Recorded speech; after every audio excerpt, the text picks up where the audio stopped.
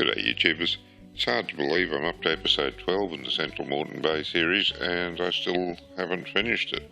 I would have thought I'd knock it over well before now, but as it turns out there's a lot more to it than I expected when I started this. Maybe I'm gas bagging too much, but anyway, it is what it is, and this time we're going to look at the area between King Island and Cleveland. That's a really productive area for fishing, and it's not far from a couple of the ramps. I prefer either Manly or Cleveland ramps, but there's a ramp at Wellington Point. It's just not one of my favourites, but it's really close to the fishing grounds. If you're in a kayak and you're fishing this area, then you've got more options still. But it seems to me this is an often overlooked area, and during the time that I spent fishing out of tinnies rather than having larger boats, this was one of my favourites. I'll just start off as usual by putting some names to places on the map for those of you that aren't familiar with the area. It always pays to have a fair idea of the names of places around the various fishing areas in the bay, because when you're talking to other fishers it just makes it easier to understand the area that they're describing. Look, just while I'm on the subject of knowing your way around the bay, I'll just mention that you should have a paper map on board even if you do have a GPS. Over the years I've lost count of the number of people that have called by on the boat and asked if I could tell them where they were. Admittedly that was mostly in pre-GPS days, but really, central and southern Moreton Bay you should be able to navigate by eyeball, as long as you've got a map with you. And electronic devices like the GPS do have a tendency to fail occasionally. Before we start talking about anything else, I'll just mention overnight anchorages in the area. The areas I've marked here in yellow are reasonable anchorages if the wind has a good easterly component. The areas that I'm marking for fishing later in the video are pretty good for any wind with a westerly component. You can see from the direction of the shoreline where you're going to be protected. And one of the things I really like this area for is fishing when it's a bit windy. If it's coming from a direction where you're going to be sheltered by land, you can still get out and have a good fish. I've superimposed a section of a 3D map of the ocean floor over the area that we're mainly interested in fishing. It shows the underwater drop-offs and contours, and that's what we want to target. The green line that I've drawn in this image is pretty much the line that I fish on. It's on the edge of the drop-off, and in general the reef is more landward of that. When you arrive there you need to work out which way your boat's going to lay. You may want to anchor out from the drop-off and cast back in towards the shallow so that your line comes down into the edge of the reef the way I've described in other videos. Or if the wind's blowing the other way, you may in fact need to anchor over top of the reef so that when you cast, your line goes out to the edge of the reef. Just think about the direction the wind's blowing from, the way your boat's going to sit, and how you need to cast to get your bait to go in that area where the fish are going to be holding. The section of drop-off just north of Empire Point is probably the most sheltered area if the wind's got a substantial westerly component and is blowing quite strong. The only thing you've got to worry about is the section between where you're fishing and the ramp when it comes time to go home. The seafloor in this area has also been spot checked by divers, similarly to other areas that I've spoken about in previous videos. The idea here is that the diver goes down, has a look at the bottom and records what's there. I've transposed those findings from the original map onto my map, so there may be a little bit of error in the exact spots that I've marked with the dots, but given the scale of the maps it's near enough to give you an idea of what's happening down there. Just bear in mind that these are spot checks. The diver goes down, looks at a particular area of the bottom and records what he sees there. Outside that area it may be completely different and not that far away.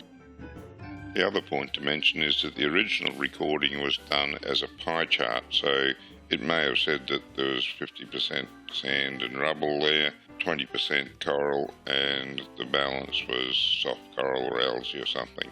Pie charts were pretty difficult to do and almost impossible to do accurately when I was transposing them, so I took the option of putting in a dot for each element, and where the dots overlap means that there were more than one element in that particular spot check. This image maps a reef and it only includes what is mainly on the bottom.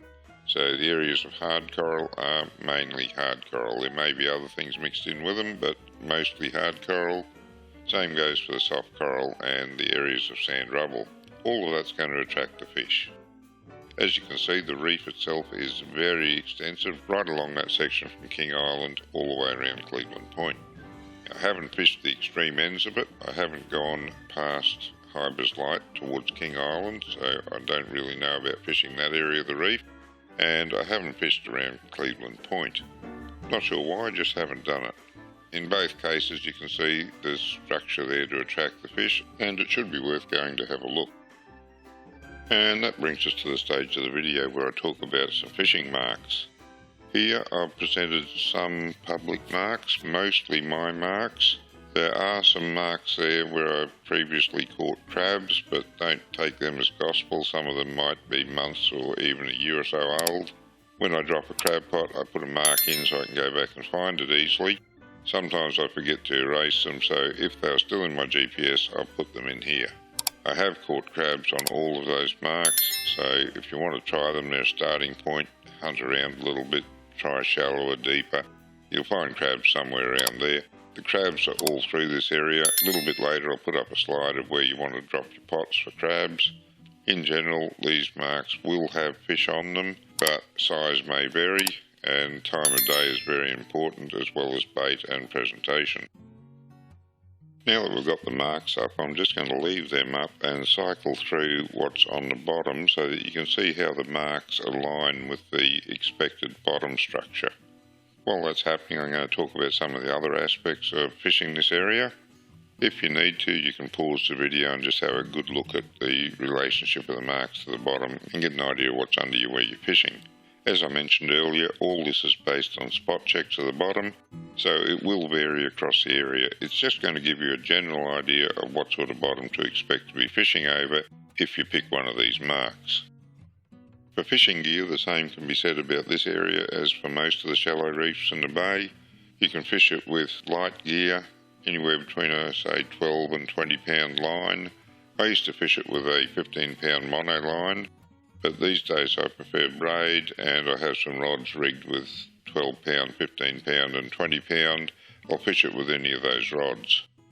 Very little weight on your line. If you can go without a sinker, do go without a sinker, just plate your bait down. But if there's a bit of run in the water and you do need a sinker to get down, then put the minimum amount of weight on that you have to have. Particularly if you're casting into the coral area, you want to try and keep from getting snagged up in the coral. And the fish seem to prefer the bait wafting down slowly through the water anyway.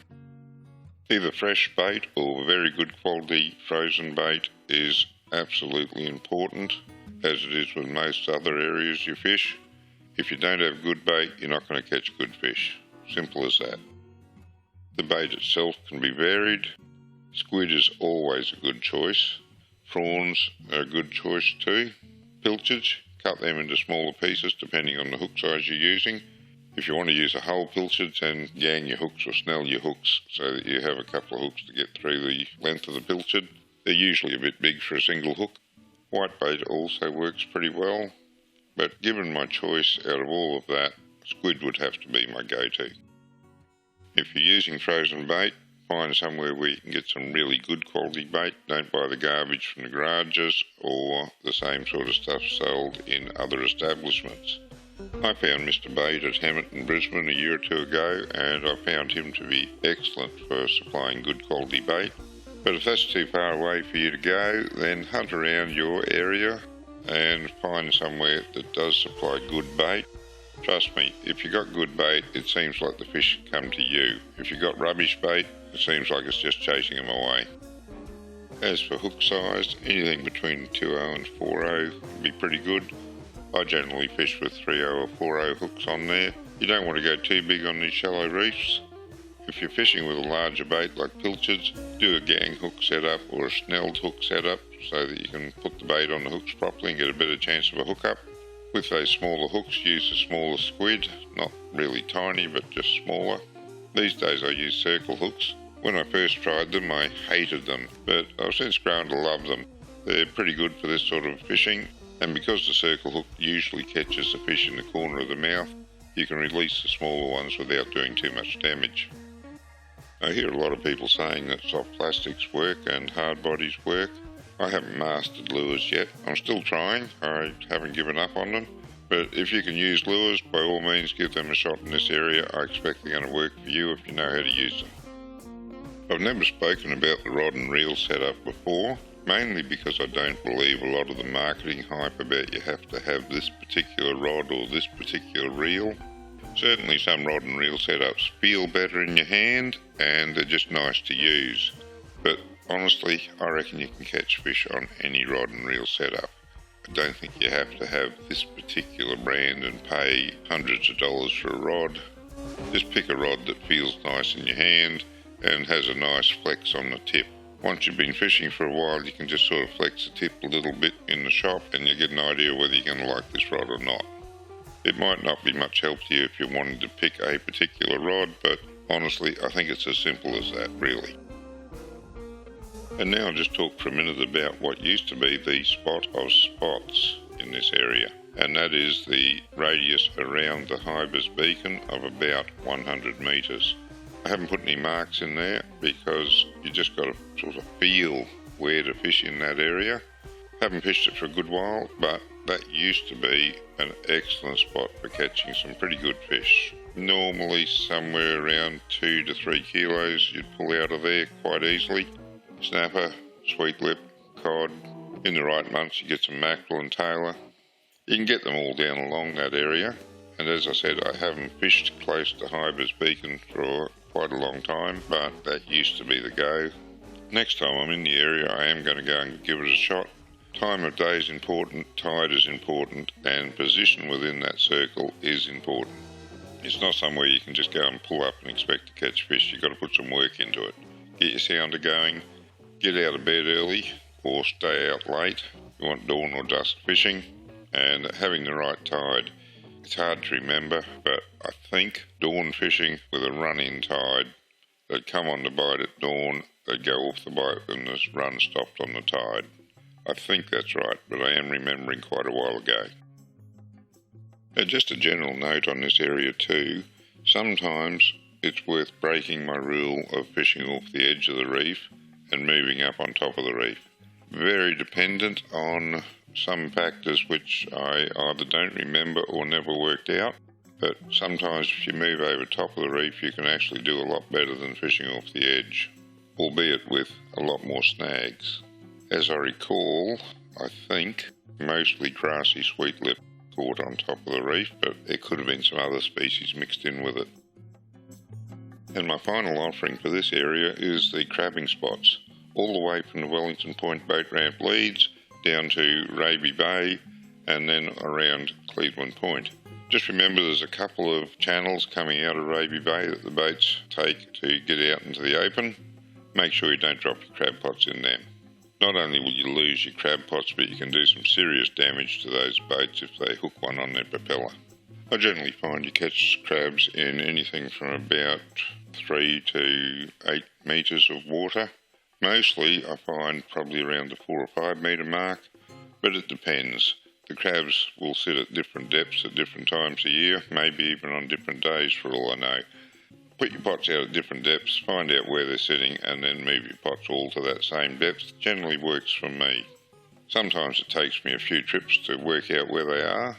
I think 3 or 4 trips is the most it's ever taken me. You come back and you have 1 or 2 crabs in your pots, but eventually you'll figure out where they are and you'll get a decent haul. Well, that's it for another video. I hope this helps you catch some fish in that area. It's certainly a nice close area to go and have a fish. It's great for when the wind's no good for going further out, and it's also really good on the pocket because you don't have to spend too much on petrol. I pulled some nice fish out of there over the years, so it's certainly worth a look. Work your sounder, try and suss out the best tides for the other areas. I think I'm right when I said the tides for the Huybers light, but I don't remember about the other areas. Maybe the run-in tide, I'm not sure. Anyway, thanks for taking the time to watch this video. If you'd like to see more of my videos, go to my YouTube channel. There's a playlist with the entire series on Central Moreton Bay. It's not finished yet, but it's a work in progress. And there'll probably be 2 or 3 more episodes in it, I expect. Anything I've forgotten to mention in this video will be down in the description below. I usually pick up some things I've forgotten as I edit the video. Don't forget to click that like button, comment and subscribe for more. Until next time, good fishing.